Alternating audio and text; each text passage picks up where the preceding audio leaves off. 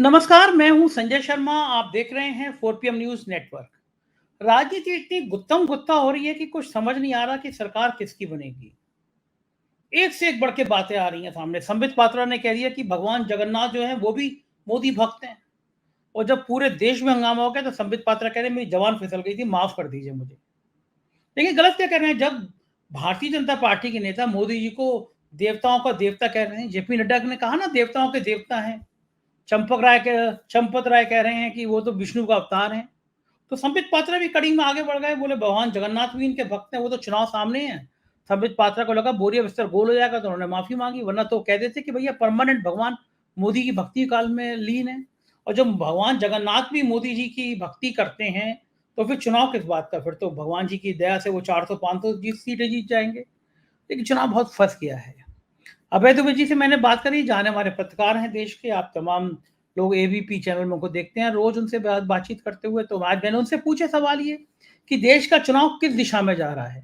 एक जनमानस में सवाल उठ रहा है कि क्या त्रिशंकु लोकसभा बन रही है, किसकी सीटें भारी आएंगी, एनडीए ज्यादा आगे जाएगा, इंडिया गठबंधन ज्यादा जाएगा। तमाम ऐसे सवाल मैंने उनसे पूछे।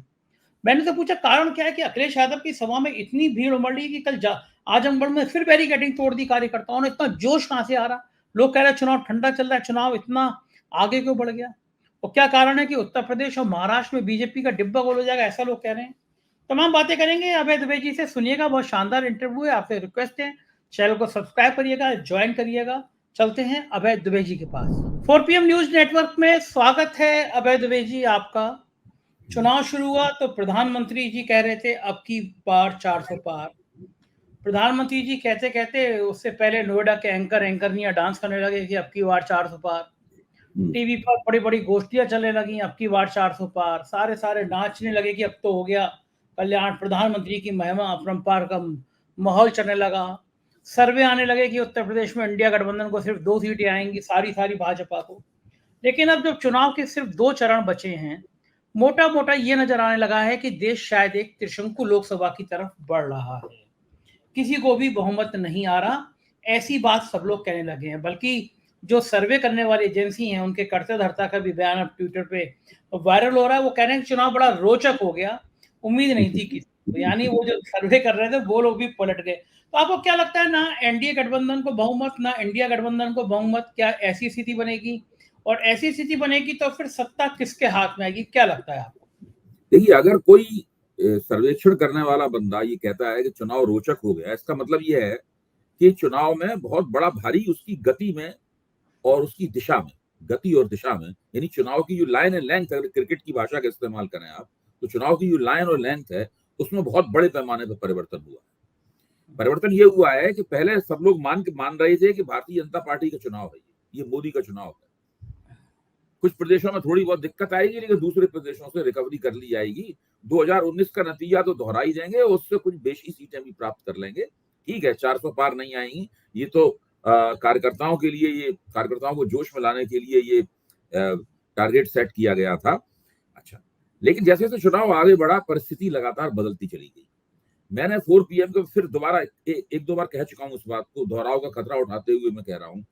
4 PM पर मैंने एक वीडियो डाला था, जो उसमें त्रिशंकु लोकसभा की संभावनाएं दिखाई गई थी। वो वीडियो बहुत लोकप्रिय हुआ और उसको 13 लाख लोगों से ज्यादा लोगों ने देखा। वो यानी पब्लिक भी देखना चाहती है, सुनना चाहती है कि इस सरकार आ, इस इस सरकार की हारने की संभावनाएं क्या है, पहली बात। दूसरी बात यह है कि अगर त्रिशंकु लोकसभा आती है तो ठीक है, किसी को बहुमत नहीं प्राप्त होगा, लेकिन जनादेश किसके खिलाफ और किसके पक्ष में होगा? आप सोचिए। आप इससे देखिए कि जो इंडिया गठबंधन की जो पार्टियां हैं, सहयोगी जो है इंडिया। हाँ, जो इंडिया गठबंधन की पार्टियां हैं, वो तो 2019 में उनकी तो हालत खस्ता थी भाई। भारतीय जनता पार्टी तो 350 पे पहुंच गई थी और ये लोग 125 के आसपास थे।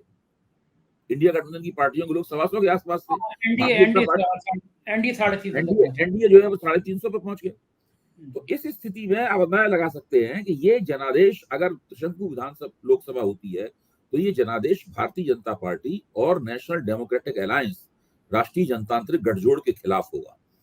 सरकार जोड़ तोड़ करके कौन बनाता है कौन नहीं बनाता है, ये दूसरा आगे का चरण है। ये इस पर हम लोग 4 तारीख के बाद चर्चा करेंगे कि कौन किस तरफ जा रहा है, किस तरफ झुक रहा है। मेरा तो मानना यह है कि अगर वास्तव में लोकसभा त्रिशंकु हुई तो क्षेत्रीय शक्तियां नए सिरे से सोचना शुरू करेंगी। वो भारतीय जनता पार्टी मोदी के हाथ से खाना नहीं खाएंगी, वो नए सिरे से सोचेंगी, क्योंकि उन्हें एक ऐसा प्रधानमंत्री चाहिए होगा जो क्षेत्रीय शक्तियों के प्रति हमदर्दी से देखता हो, उनके मुकाबले बहुत अधिक मजबूत ना हो। अगर जो 200 सीटों पे 225 सीटों पे बैठा हुआ, अगर 250 सीटों पे बैठा हुआ प्रधानमंत्री होगा तो वो तो उनको अपनी मनमानी नहीं करने देगा। तो क्षेत्रीय शक्तियां नए तरीके से सोच सकती हैं और एक बार फिर भारतीय जनता पार्टी जो है उसी स्थिति में पहुंच सकती है। स्थिति में कभी अटल बिहारी वाजपेयी थे कि उनको लोगों ने बहुमत मदद करने से इनकार कर दिया तो 13 दिन में उनकी सरकार गिर गई थी। तो सरकार फिर नहीं बनेगी भारतीय जनता पार्टी की, बशर्ते लोकसभा बाकायदा त्रिशंकु हो। अब देखिए, अभी अभी एक सर्वेक्षण आया है और ये जो सर्वेक्षण है ये जर्नलिस्ट एंड एक मिनट, हाँ, पत्रकारों का वो बहुत सुबह से वायरल हो रहा है कि पत्रकार एवं लेखक संघ का सर्वेक्षण है जिसका मुखर्जी नगर दिल्ली में दफ्तर है। और इन लोगों ने वरिष्ठतम पत्रकारों के साथ में लगातार बातचीत करके उनके आकलन को जमा करके ये सर्वेक्षण तैयार किया है। साफ कहते हैं कि एग्जिट पोल नहीं है, वो ये साफ कह रहे हैं कि ये एग्जिट पोल नहीं है। अब आप इसको देखिए, ये बिल्कुल आप इसको जब मैं देखता हूं, भले ही इसमें कोई ऐसा सर्वेक्षण नहीं किया गया है, लेकिन जो आकलन है ये आकलन बहुत यकीन दिलाने वाला आकलन है। इसे बिहार में बताया गया है कि पिछली बार 39 सीटें जीती थी एनडीए ने, इस बार 19 सीटें कम जीतेगा एनडीए, यानी उसके केवल 20 सीटें प्राप्त होंगी। ये भारतीय जनता पार्टी के लिए नहीं कह रहे हैं, ये एनडीए के लिए कह रहे हैं। और इन 19 सीटों का जो घाटा हो रहा है, मेरा मानना है कि इसमें ज्यादा घाटा जेडीयू, जनता दल यूनाइटेड यानी नीतीश कुमार की पार्टी को ये ज्यादा घाटा उठाना पड़ेगा। भारतीय जनता पार्टी अच्छे परिणाम निकालेगी बिहार में, लेकिन नीतीश कुमार की पार्टी इतनी बुरी तरीके से गिरेगी तो उसकी वजह से ये 19 सीटों का घाटा इनको उठाना पड़ेगा। अब आप देखिए, महाराष्ट्र में ये सर्वेक्षण बताता है कि एनडीए को 14 सीटों का घाटा हो रहा। ये मेरे अपने अनुमान से काफी कम बता रहा है सर्वेक्षण। मेरा अनुमान है कि इससे भी ज्यादा घाटा हो सकता है, लेकिन मैं भी अपने अनुमान को अलग रखता हूं। ये कह रहा है कि 14 सीटों का एनडीए को ये घाटा हो रहा है। सबसे ज्यादा जो एक भयानक स्थिति है वो ये है कर्नाटक की। कर्नाटक में भारतीय जनता पार्टी ही सब कुछ है एक तरह से, तो इसमें 17 सीटों का एनडीए को घाटा दिखाया गया है। 17 सीटों का घाटा दिखाया गया है इसमें। आप सोचिए, महाराष्ट्र में 14 सीटों का घाटा, कर्नाटक में 17 सीटों का घाटा और बिहार में 19 सीटों का घाटा, यानी 9, 7, 16 और 4, 20, ये 50 सीटों का घाटा केवल इन 3 प्रांतों से होता हुआ दिखाया जा रहा है। बताइए, अगर ये आकलन सही बैठता है, मैं जो मानता हूं, अगर ये आकलन पूरी तरह नहीं 80, 90, 70, 80% भी सही बैठता है, तो ये 3 प्रांतीय मिलकर भारतीय जनता पार्टी को 272 से नीचे ले आएंगे, क्योंकि इन सभी जगहों पर भारतीय जनता पार्टी ही सबसे ज्यादा सीटें लड़ रही है। भाई, कर्नाटक में भारतीय जनता पार्टी ही सबसे ज्यादा सीटें लड़ रही है, महाराष्ट्र में भी सबसे ज्यादा सीटें वो लड़ रही है, बिहार में भी सबसे ज्यादा सीटें वो लड़ रही है। ये देखिए, और दूसरा भारतीय जनता पार्टी के लिए बहुत बड़ा गड्ढा है राजस्थान में दिखाया गया है कि 9 सीटों का घाटा हो रहा है भारतीय। ये तो अप्रत्याशित लॉटरी लगी है इंडिया गठबंधन की। राजस्थान में कोई सोचता नहीं था। कल मेरी मुलाकात एबीपी के मंच पर सचिन पायलट से हुई थी। काफी लंबी बातचीत हुई, हम 4-5 पत्रकारों की उनके साथ में, और हम लोगों ने बार बार राजस्थान की स्थिति पर, छत्तीसगढ़ की स्थिति पर उनसे सवाल पूछे। उनका तो सीधा मानना था कि हम लोग करीबन 11 सीटें राजस्थान में जीत सकते हैं। तो ये जो सर्वेक्षण बता रहा है उसमें 2 सीटें कम बता रहा है। यहाँ कांग्रेस 9 सीटें जीतती हुई दिखाई पड़ रही है। अब आइए उत्तर प्रदेश में हम लोग ये मानते हैं कि विपक्ष 25 से लेकर 30 सीटें जीत सकता है। चर्चा यही है। हाँ, चर्चा यही है, लेकिन ये सर्वेक्षण केवल 16 सीटें हरा रहा है भाजपा। कितने दिखा रहा है ये सर्वेक्षण?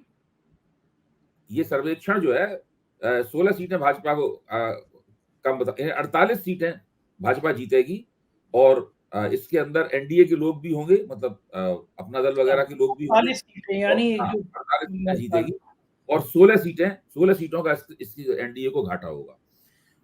इस तरह कुल मिला के ये 250 ये कुल 48 मिलाकर 250 सीटों पर पहुंच जाता है एनडीए। 99 सीटें यहाँ पे एनडीए की कम होती दिखाई पड़ रही हैं। 99 सीटें एनडीए की कम होती दिखाई दे रही हैं और इंडिया गठबंधन 253 पे पहुंच जाता है, उसकी 122 सीटें बढ़ती दिखाई दे रही हैं। पिछली बार 131 सीटें मिली थी, इनको 349 सीटें मिली थी। पिछली बार 2019 में 349 सीटें मिली थी, इनको 131 सीटें मिली थी। और ये है पूरा सर्वेक्षण। और भी हर प्रांत के बारे में मैं मानता हूँ टोटल कितना है अबे जी? भारतीय को देख रहे हैं उसके मुकाबले ये कम भारतीय को देख रहे हैं जी। अबे जी टोटल कितना दिखा रहा है इंडिया गठबंधन और एनडीए को? 250 एनडीए को 250 सीटें दिखा रहा है और इंडिया को 253 सीटें। तो मोटा मोटा ये अनुमान क्या आपको लगता है सही है कि ऐसा ही होगा कि इंडिया गठबंधन एनडीए से 3 सीटें? अगर ऐसा हुआ तो क्षेत्रीय शक्तियां जो हैं जो वो इंडिया गठबंधन के पास चली आएंगी। क्यों मोदी के पास क्यों नहीं जाएंगी? भारतीय जनता पार्टी इसलिए नहीं आएंगी कि 250 एनडीए की सीटों में भारतीय जनता पार्टी के पास मुश्किल से जिसमें 235 या 40 सीटें आएंगी। बाकी उनके दूसरे गठजोड़ पार्टनर की सीटें होंगी, क्योंकि इन 250 सीटों में मैं मानता हूँ तेलुगु देशम की कई सीटें होंगी इसके अंदर। तो एक बार बताइए मुझे वह जी, 235-40 सीटें आ गई, केवल 30-32 सीटों का जुगाड़ करना है, तो अंबानी अडानी जी किस दिन काम आएंगे? पैसा भरपूर होगा, भरपूर खर्च किया जाएगा। देखिए, इसमें एक बात समझने की है, नरेंद्र मोदी ने अपने एक भाषण में, मेरे ख्याल से भारतीय लोकतंत्र के इतिहास में पहली बार प्रधानमंत्री स्तर के व्यक्ति ने अपने भाषण में देश के 2 सबसे बड़े पूंजीपतियों का नाम लेते हुए उनकी आरोप लगाए कि उनके पास अकूत काला धन है और वो चुनाव में वो काला धन पंप कर रहे हैं और विपक्ष के पक्ष में पंप कर रहे हैं, यानी सत्ता पक्ष को अपदस्थ करना चाहते हैं। ये उन्होंने आरोप खुल के सामने लगा दिया है। मेरे पास अंदर की खबर जानने के लिए कोई मैकेनिज्म नहीं है, लेकिन जो बुद्धि जहां तक काम करती है वहां तक मैं ये कहता हूं कि ये जो इल्जाम है ये कभी भी टाटा बिरला के ऊपर भी नहीं लगाया गया। पुराने जमाने के जो 2 बड़े पूंजीपति थे उनके ऊपर भी ये सब बातें बैक चैनल में कहीं जाती हैं, निजी बातचीत में कहीं जाती हैं। ये प्रधानमंत्री स्तर का व्यक्ति मंच पर खड़े होकर बांस चीख चीख के ये कह रहा है कि अडानी अंबानी जो है वो टेम्पो में भर भर के, ट्रकों में भर भर के रुपया कांग्रेस को दे रहे हैं, विपक्ष को दे रहे हैं। इसके बाद में जो देश का पूंजीपति वर्ग है, देश का, ऐसा तो राहुल गांधी ने भी इस तरह की उनकी आलोचना कभी नहीं की। राहुल गांधी ने क्रोनी कैपिटलिज्म की आलोचना की है, लेकिन इस तरह की आलोचना कभी नहीं की। तो मुझे तो लगता यह है कि वो देश का जो कारपोरेट कैपिटल भी है वो भी नरेंद्र मोदी के इस रवैये के ऊपर जरूर उसने ध्यान दिया होगा, जरूर सोचा होगा कि इस तरीके से तो हमारी भद्द कभी किसी ने नहीं उड़ाई। अच्छा, अब मैं चाहता हूं जी, बोलिए। क्यों कहा होगा मोदी जी ने ऐसा? देखिए, मुझे 2 कारण नजर आते हैं। पहला तो यह है कि मोदी जी को कहीं से ये खबर मिली, जो मैं पहले भी कह चुका हूं, कि जो कारपोरेट सरबराह हैं, कारपोरेट घराने हैं, उनको कहीं ना कहीं ये लग रहा है कि भारतीय जनता पार्टी ये चुनाव ठीक से जीतने नहीं जा रही, भारतीय जनता पार्टी कमजोर है। तो उन्होंने दूसरी नाव में भी सफर करना शुरू कर दिया और 4 तारीख तक ये दोनों नावों में सफर करेंगे। फिर 4 के बाद तय करेंगे कौन सी नाव में बैठे। तो ये चीज जब मोदी जी को पता चली होगी तो मोदी जी मनी मन बहुत खिसियाए होंगे, बहुत नाराज हुए होंगे, सोचते रहे होंगे मैंने 10 साल से हमें सपोर्ट कर रहे हैं और ये जरा से हमारी कमजोरी दिखी और ये लोग पलटते दिखाई दिए। तो मेरे ख्याल से चिड़ में, भकभकी में उन्होंने इस तरह का बयान दे दिया। ये बयान एक ही दिन दिया गया, दूसरे दिन नहीं दिया गया, फिर नहीं, कभी नहीं दिया गया। इस बीच में गोंडा केसरगंज में ब्रजभूषण सिंह जी का दबदबा है ही, आप सब जानते हैं। केसरगंज से टिकट काट के बेटे को दिया गया। तो एक तरफ यौन शोषण के आरोपी व्यक्ति के परिवार को बेटे को टिकट मिलना मतलब लगभग उनको मिलना है, और उससे कुछ ही किलोमीटर, कुछ 100 किलोमीटर 150 किलोमीटर दूर बनारस में प्रधानमंत्री जी इस समय मार्च शक्ति को वो संबोधित कर रहे थे, एक सम्मेलन कर रहे थे, मार्च शक्ति सम्मेलन कल शाम को।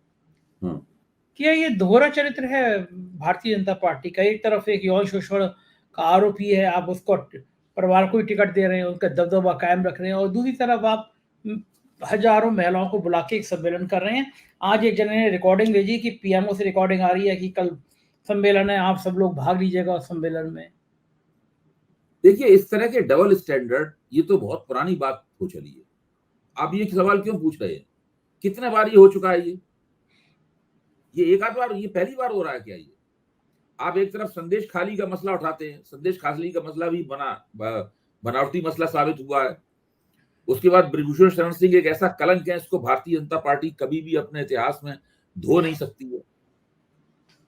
और बहुत लंबा एक अभी आप अगर वो देखें, नेशनल अपराध ब्यूरो की रिपोर्ट देखें और एडीआर की, एसोसिएशन फॉर डेमोक्रेटिक रिफॉर्म की अगर आप रिपोर्ट देखें, तो आप पाएंगे कि भारतीय जनता पार्टी कितने ऐसे लोगों को चुनाव लड़ा रही है जिनके ऊपर स्त्रियों के खिलाफ अपराध के मामले हैं। कितने ऐसे लोगों को, कितने ऐसे लोग भारतीय जनता पार्टी में मजबूत पदों के ऊपर हैं। देखिए, भाजपा की एक खास बात है, इसको आप अच्छी बात समझें, बुरी बात मत समझें, वो आसानी के साथ में अपने बंदे को छोड़ती नहीं है। भाई, बंगारू लक्ष्मण तो कैमरे के ऊपर रुपया लेते हुए पकड़ गए थे। क्या बंगारू लक्ष्मण कभी भाजपा ने पार्टी से निकाला? नहीं, अध्यक्ष पद से हटाया, बस केवल अध्यक्ष से हटा दिया, मंच से हटा दिया, अपनी पार्टी से नहीं निकाला। उनके परिवार के लोगों को टिकट दिया गया।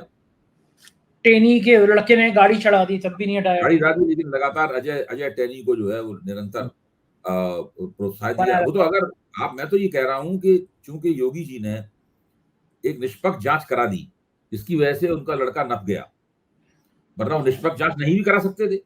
अब वो तो क्योंकि सुप्रीम कोर्ट था ना बीच में, इसलिए फिर भी मैं समझता हूं कि इसमें उत्तर प्रदेश सरकार ने इस मामले में एक निष्पक्ष जांच कराई। इससे टेनी साहब जो है थोड़े परेशानी में फंसे, उनका लड़का बाकायदा फंस गया उसके अंदर, वरना उत्तर प्रदेश सरकार उसको पतली गली से निकल जाने देती है। दिल्ली पुलिस ने ब्रिजभूषण शरण सिंह को पतली गली से निकाल दिया। हाँ, ठीक बात है, बचाया जा सकता था। आपको नहीं लगता कि एक मां शक्ति सम्मेलन कर्नाटक में भी होना चाहिए, जहां पे प्रधानमंत्री को रेवन्ना की पीड़ित जो महिलाएं हैं, वही रेवन्ना का प्रचार करके आए हैं, वहां पे रेवन्ना सैकड़ों महिलाओं की पॉर्न मूवी क्लिप, जिन बेचारों की महिलाओं की मेरे फोटो वीडियो तो लोग अलग अलग भेज रहे हैं, उन महिलाओं की तो प्रधानमंत्री ने उनको संस्कारी परिवार का बताया था। हाँ, प्रधानमंत्री ने कहा था बड़े संस्कारी परिवार के, ये संस्कारी परिवार के, तो रेवन्ना की इसीलिए मैं एक जो नेशनल जो राष्ट्रीय महिला आयोग है, नेशनल कमीशन फॉर वुमेन है, आप इसको देखिए, भारतीय जनता पार्टी ने इस बहुत ही महत्वपूर्ण संगठन की साख पूरी तरीके से समाप्त कर दी। हरी संगठन की कर दी, बची किसकी है? बिल्कुल सारे बयान वो भाजपा से पूछ के देती है। भाजपा वाले कहते हैं ये बोलना है, उतना ही बोलती है। अगर पत्रकार उसके अलावा कुछ पूछ लें तो उस पर चुप हो जाती है, क्योंकि भाजपा वालों ने बताया नहीं है।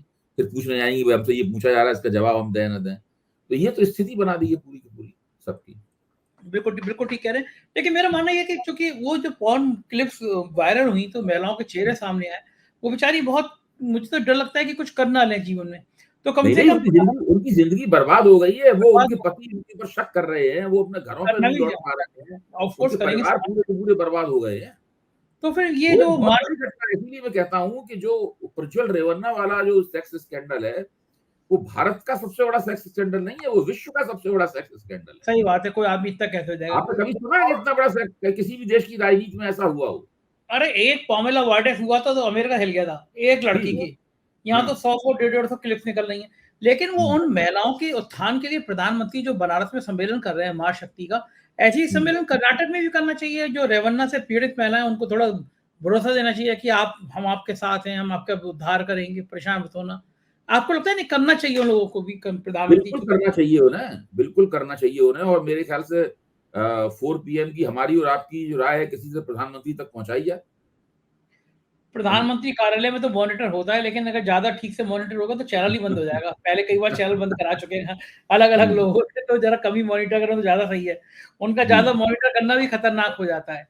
आते हैं उत्तर 4 तारीख के बाद मॉनिटर करने की स्थिति में नहीं रह जाएगी।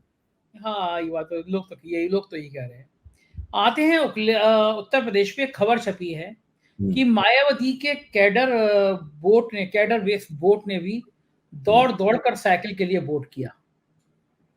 मायावती को क्या बहुत बड़ा झटका लगने जा रहा है चुनाव में? हालांकि आप चुनाव से पहले, इस गठबंधन से पहले आप कह चुके थे कि अगर मायावती को नहीं समझ में आई तो उनकी राजनीतिक पारी का सबसे बड़ा नुकसान होने वाला है, आपने कहा था ये। देखिए, मायावती ने जिस तरीके से अपने टिकट बांटे थे और जिस तरीके से आकाश आनंद रैली दर रैली भाजपा के ऊपर हमलावर वक्तव्य दे रहे थे, और मैं कहूंगा कि उनके कुछ वक्तव्य थोड़े से अशिष्ट भी थे। इसमें उन्होंने जूतों से चप्पलों से मारने की बात कही थी, डंडों से मारने की बात कही थी। वो एक तरह से हिंसा को उकसावे के रूप में देखा जा सकता है, तो उसकी कोई जरूरत नहीं थी कहने की।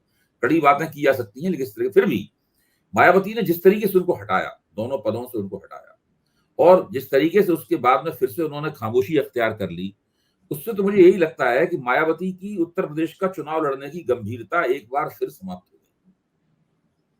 मैं भी उनकी बात से प्रभावित हुआ था। मैंने भास्कर में उनकी पूरी जो रणनीति है उसका विश्लेषण करते हुए एक लेख भी लिखा था। लेकिन मैं समझता हूं कि मायावती ने फिर से अपने आप को एक ऐसे दावेदार के रूप में पेश किया है जो चुनाव जीतने से न केवल बहुत दूर है, बल्कि जानबूझकर वो राजनीति में चुनाव जीतने की मुद्रा में नहीं आना चाहती, ताकि वो भारतीय जनता पार्टी को नाराज न कर लें। इस बात पे मुझे लगता है मायावती भी अंदर अंदर काफी खुंदक खाए हुए होंगे। तो वो इस तरह के बयान भी दे रही हैं कि लगता है कि इस बार दिल्ली में सरकार बदल जाएगी। तो इससे एक यही संदेश भी जाता है कि आप उसको वोट दीजिए जो इनको सरकार को हरा सके। तो हाँ, एक संदेश, मतलब उनके इस तरह के संदेश जो है बड़े क्रिप्टिक किस्म के होते हैं, बड़े क्रिप्टिक गोपनीय किस्म के संदेश होते हैं, इनका मतलब निकाला जाता है। वो खुल के नहीं कह सकती कि आप इनको इस तरह की। लेकिन ये मायावती तो का अगर कैडर बेस वोट भाग भाग के साइकिल को दे रहा है तो मायावती को तो बहुत बड़ा नुकसान हो जाएगा ना। मायावती को नुकसान तो हो जाएगा, ये बात सही है, लेकिन अगर केंद्र में सरकार बदल जाती है, आप सोचिए, तो मायावती फिर से अपनी राजनीति के शिराजे को खड़ा करने के लिए आजाद हो जाएगी। जो नई गठजोड़ सरकार आएगी, वो सरकार उनके ऊपर वो दबाव नहीं बनाएगी जो मोदी सरकार ने बना रखा है। लेकिन अवैध मायावती को बड़ी उससे रिलीफ, ये सरकार चली जाए तो उससे मायावती को बड़ी रिलीफ मिलेगी। तो मिलेगी कैसे? क्योंकि उन्होंने कैंडिडेट जीतेंगे 2 4 5 तभी तो रिलीफ मिलेगी। यहाँ तो सफाया नहीं, मैं दूसरी बात कह रहा हूँ, उनके कैंडिडेट जीते हैं ना जीते हैं, अगर केंद्र में सरकार ऐसी बने जो नरेंद्र मोदी की सरकार ना हो, पूर्ण बहुमत की सरकार ना हो, कमजोर सरकार हो, ऐसी सरकार हो जो कांग्रेस का कल्चर इस प्रकार का नहीं है, ऐसा मोदी जी कल्चर है। कांग्रेस भी डोजिए बनाती थी, और किसी बहुत ही नाजुक समय में जब कांग्रेस को खतरा होता था, तब वो नेताओं को दबाव में लाके अपने पक्ष में भी ले आती थी। ऐसा कांग्रेस ने कई बार किया है, मुलायम सिंह के साथ भी किया है, मायावती के साथ भी कांग्रेस ने किया है। लेकिन ये नहीं करती कांग्रेस, करती थी कि हम आपको जेल में डाल देंगे, आप जेल में सड़ते रहेंगे पड़े हुए। ये सब नहीं होता था कांग्रेस में। ये पीएमएलए कानून वगैरह इस तरह बनाया गया है, वो सब नहीं होता। तो वो अलग बात है। मायावती, मेरे ख्याल से मायावती के इस बार पहला लक्ष्य ये है कि किसी तरीके से केंद्र में नरेंद्र मोदी की सरकार ना आ पाए, क्योंकि वो उस सरकार को आने से नहीं रोक सकती हैं। इसलिए मुझे लगता है कि उन्हें इसमें कोई आपत्ति नहीं होगी अगर एक बार और उनका जनाधार जो है वो समाजवादी पार्टी को वोट दे दे। अच्छा, अब इस समय उनको लग रहा होगा कि उन्हें भी इंडिया गठबंधन में शामिल होना चाहिए था। नहीं, वो तो मुझे लगता है कि अगर भारतीय जनता पार्टी का डर नहीं होता तो वो अच्छी तरह नेगोशिएट करती। नेगोशिएशन ही नहीं हो पाई इस चक्कर में। और क्या बढ़िया स्थिति होती अगर वो आ जाती शामिल। मेरा तो मानना यह है कि 40 से लेकर 45 सीटें जो है इंडिया गठबंधन जीतता उत्तर प्रदेश में। बिल्कुल ठीक कह रहे हैं। उधर एक बड़ा बढ़िया हो रहा है, अजीत सिंह के बेटे हैं जयंत चौधरी, ये भी नहीं जाते उधर भाजपा। बिल्कुल ठीक कह रहे हैं। एक चीज और बड़ी मजेदार हो रही है चुनाव में। अभी तक तो ये था कि भगवान विष्णु के अवतार हैं, देवताओं के देवता हैं और नए युग पुरुष हैं। संबित पात्रा ने कह दिया कि भगवान जगन्नाथ भी उनका अनुसरण करते हैं, मोदी जी का, मतलब उनके भक्त हैं भगवान जगन्नाथ भी मोदी भक्त हैं।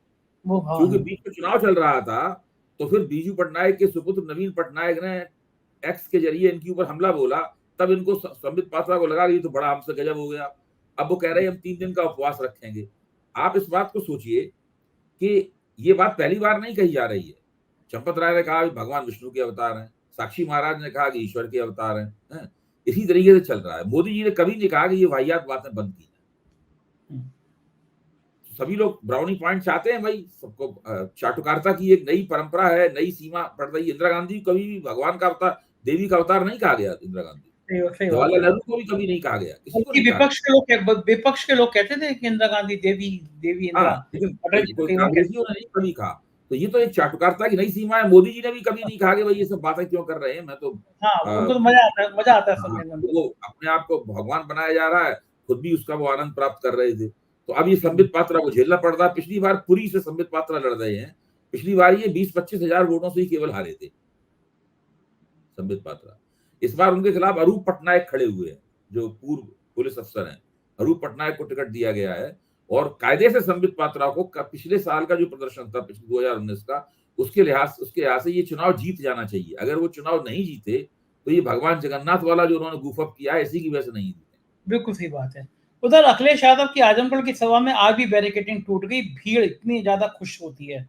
और योगी जी कह रहे थे कि कल अखिलेश की सभा में भीड़ ही नहीं आती, इसलिए वो भागा है बिना भाषण दिए। देखिए, मैं अखिलेश की सभाओं में जो भीड़ आ रही है और जो जोश आ रहा है निकल के, इसकी मेरी रीडिंग थोड़ी सी अलग तरह की रीडिंग है। और जिस रीडिंग्स को मैं आपसे साझा भी किया, उसको फिर से मैं नए सिरे से आपके सामने रखूंगा। मेरा मानना यह है कि अगर अखिलेश विधानसभा चुनाव का प्रदर्शन ही रिपीट कर दें, दोहरा दें, तब भी भाजपा 35-36 सीटें उत्तर प्रदेश में हार जाएगी। आप जितनी सीटें अखिलेश को विधानसभा के स्तर पे मिली थी, उससे बेहतर प्रदर्शन करेंगे तो और ज्यादा भाजपा हारेगी। केवल विधानसभा का प्रदर्शन दोहरा दें, तो ये जो सीन बन रहे हैं समर्थकों के जोश के, पार्टी के वफादार लोगों के जोश के, कार्यकर्ताओं के जोश के, आम लोगों के जोश के सीन बन रहे हैं, ये विधानसभा चुनाव की याद दिला रहे हैं। हाँ, ठीक बात है, तब भी ऐसी माहौल था। हाँ, जबकि कहा यह जा रहा था कि भाई विधानसभा चुनाव में इन्होंने जो कर लिया अच्छा किया, लेकिन लोकसभा चुनाव में तो पढ़े लिखे यादव भी मोदी को वोट देंगे, पढ़े लिखे जाटव भी मोदी को वोट देंगे। वो तो सीन ही बदल जाएगा पूरा का पूरा, मोदी जी के नाम पे वोट पड़ेगा। वो सीन अब नहीं दिखाई पड़ रहा। बिल्कुल ठीक बात है। तो हालात यही हैं और बहुत कांटे की लड़ाई है। हम आपसे पॉलिटिकल चर्चा करते रहेंगे। बहुत बहुत शुक्रिया अभय जी, समय देने के लिए आभार। तो ये थे अभय दुबे जी और आप सुन रहे थे कि किस तरह की राजनीति की इन्होंने बातें की। मुझको यकीन है आपको चर्चा पसंद आई होगी। अपनी राय अवगत कराइएगा, चैनल को ज्वाइन और सब्सक्राइब करिएगा। शुक्रिया, थैंक यू।